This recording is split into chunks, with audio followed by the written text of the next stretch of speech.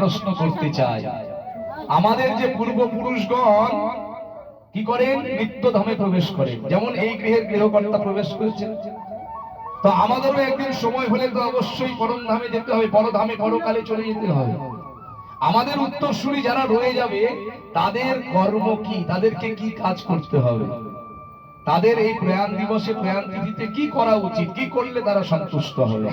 এই প্রশ্নের উত্তরে দেবাদিদেব মহাদেব বলছেন, হে মুনিবর, আপনি তো সবই জানেন, তথাপিও আমাকে কেন প্রশ্ন করছেন? মুনিবর বলছেন, আপনি শিব শম্ভু, আপনি বৈষ্ণব শিরোমণি, আপনি যাহা নির্দেশ করবেন সমস্ত ভক্তরা এটি পালন করবে, তাই আপনার কাছে এই প্রশ্ন। শিব শম্ভু এবার প্রশ্নের উত্তরে বলছেন, যে উত্তরসূরি যারা রয়ে গেলেন তাদেরকে কি করতে হবে জানেন? তাদের গৃহে উত্তম রূপে এই বৃন্দাদেবীর পরিচর্যা করতে হবে। এই কথাটির অর্থ কি? গৃহে একটা তুলসী গাছ থাকলে হবে না, তুলসী দেবী একা থাকলে হবে না, গৃহে অন্তত পক্ষে 50টা তুলসী দেবীর বৃক্ষ থাকতে হবে। বুঝা গেলেন? তাহলে কতটা তুলসী দেবীর পরিচর্যা করতে হবে? আর কি করতে হবে? প্রতিদিন তুলসী দেবীকে জল সিঞ্চন করতে হবে, প্রতিদিন তুলসী দেবীর পরিক্রমা করতে হবে, প্রতিদিন তুলসী দেবীকে পূজা অর্চনা করতে হবে। এবং এই প্রয়াণ তিথিতে সম্ভব হলে তিথিটা মানতে হয়, আমাদের প্রয়াণ দিনের থেকে তিথিটা মানা হচ্ছে জরুরি। সম্ভব হলে প্রয়াণ তিথি, যদি প্রয়াণ তিথি মনে না থাকে তাহলে প্রয়াণ দিবসে ভাগবতীয় কথা হরিনাম সংকীর্তনের আয়োজন করতে হবে। এতে কি হয়?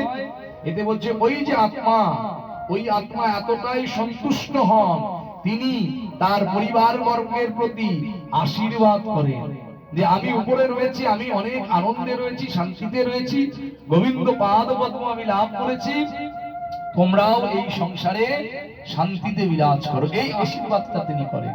তাহলে পূর্বপুরুষগণের আশীর্বাদ লাভ করা আমাদের একান্ত কর্তব্য। তাহলে দেবাদিদেব মহাদেবের নির্দেশ অনুসারে আজকে দেখুন এই গৃহে এই প্রয়াণ দিবসে আমরা সকলেই হরি কথামৃত শ্রবণ করছি, হরিনাম সংকীর্তনে যুক্ত হয়েছি, অর্থাৎ তার আত্মা অবশ্যই সদ্গতি লাভ করবে। এবং আমরা যারা আজকে এখানে উপস্থিত আছি সবাই দুবাহু তুলে উচ্চস্বরে 3 বার হরিনাম করব।